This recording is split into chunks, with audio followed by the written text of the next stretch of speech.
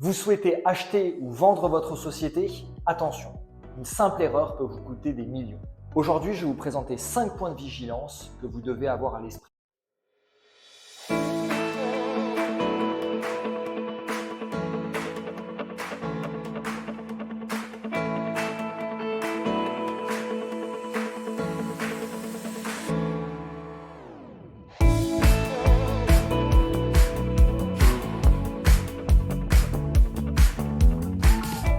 Bonjour, je suis François Touchard, avocat associé du cabinet Cardian Avocat. Depuis plus de 30 ans, nous accompagnons des dirigeants d'entreprise. Première erreur, ne pas faire un audit approfondi de la société. Quand vous rachetez une société, elle est composée d'un actif et aussi d'un passif. C'est fondamental au moment de racheter la société de bien anticiper tout ce qu'il y a dedans. Une société, c'est un ensemble d'éléments divers et variés qui sont parfois difficiles à appréhender. Donc c'est essentiel de revoir notamment tous les contrats qui ont été conclus. Est-ce qu'il y a un risque avec ces contrats? Est-ce qu'ils ont été mal rédigés? Il faut également regarder les engagements vis-à-vis du droit du travail. Est-ce que les contrats de travail ont été bien rédigés? Est-ce que les salaires ont été correctement payés, notamment au niveau des bulletins de salaire? Parfois, vous pouvez avoir un gestionnaire de paye qui a mal payé et il peut y avoir un risque. Il y a vraiment un certain nombre d'éléments, je pense aussi à la propriété intellectuelle, que vous devez vraiment baliser. Et même dans les actifs de la société, je vous invite, et c'est pour ça que je parle d'audit approfondi, à vraiment avoir une attention particulière à ce que le cédant va déclarer. Notamment les stocks, qui sont dans beaucoup de cas un point très important. Il faut s'assurer que l'état des stocks, l'évaluation qui est faite, correspond exactement à la réalité. Bien souvent, la tendance d'un cédant va être de surévaluer ses stocks. Premier point, c'est faire un audit approfondi de la société, que vous sachiez précisément à quoi vous vous engagez. Vous ne pouvez pas vous contenter d'une revue générale et vague des éléments qui vous ont été transmis. Deuxième erreur, ne pas anticiper la garantie d'actifs et de passifs. Quand vous vendez une société, en droit, vous avez un mécanisme qui s'appelle la garantie d'actifs et de passifs. En fait, c'est un mécanisme d'assurance.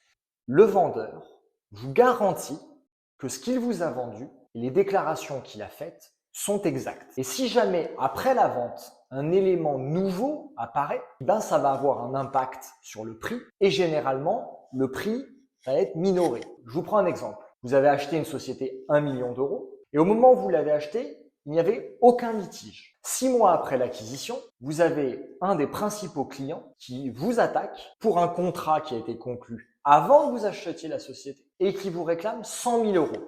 Un procès a lieu, vous perdez ces 100 000 euros. Eh bien, si vous avez mis en place une garantie d'actifs et de passifs, qui est un mécanisme sur mesure, eh bien, vous pouvez prévoir que dans la garantie d'actifs et de passifs, il y a un litige, que la société est condamnée, eh bien, le vendeur devra payer, par exemple dans notre cas, les 100 000 euros. Donc ça, c'est vraiment un point fondamental, prévoir toujours la garantie d'actifs et de passifs.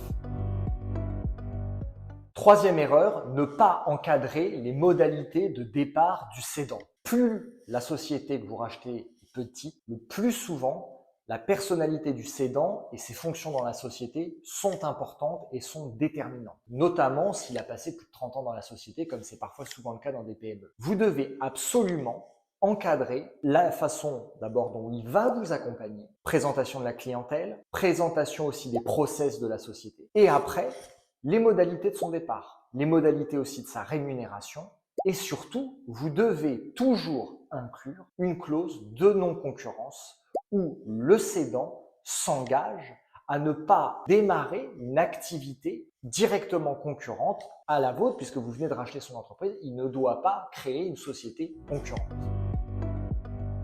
Quatrième erreur, ignorer l'impact fiscal de l'opération. Quand vous achetez une entreprise, vous devez anticiper la fiscalité. Par exemple, si vous rachetez une société par action simplifiée, ce sont des actions, les droits d'enregistrement ne sont que de 0,1%, tandis que si vous rachetez une société à responsabilité, dans ce cas-là, les droits d'enregistrement sont de 3%. Et quand vous êtes vendeur, vous devez anticiper la fiscalité de votre sortie. En principe, sur une cession, vous devez payer une plus-value, c'est-à-dire la différence entre le prix d'acquisition des titres, quand vous les avez acquis la première fois ou quand vous avez créé la société, et quand vous la vendez.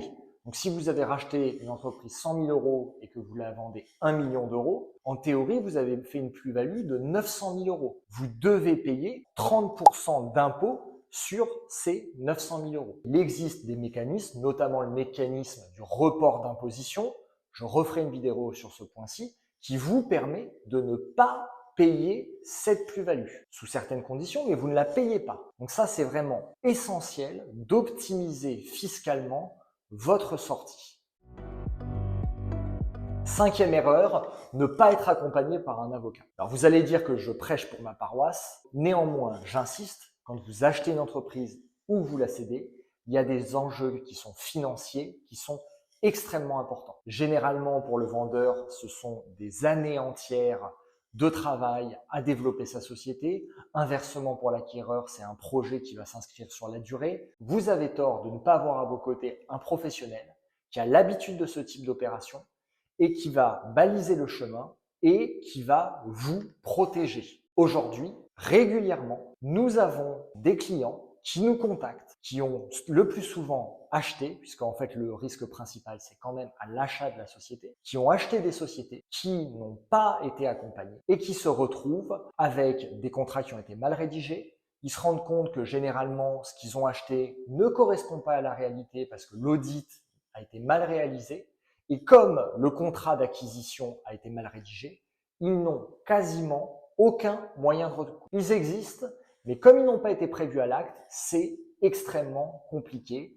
J'insiste, il faut se faire accompagner quand vous achetez une société. Si vous souhaitez acheter une entreprise ou la vendre, n'hésitez pas à appeler le cabinet Cardian Avocat. Nous vous accompagnerons dans votre projet. Si vous avez trouvé cette vidéo utile, partagez-la, commentez, abonnez-vous pour ne manquer aucun conseil stratégique en droit des affaires. À bientôt pour une nouvelle vidéo.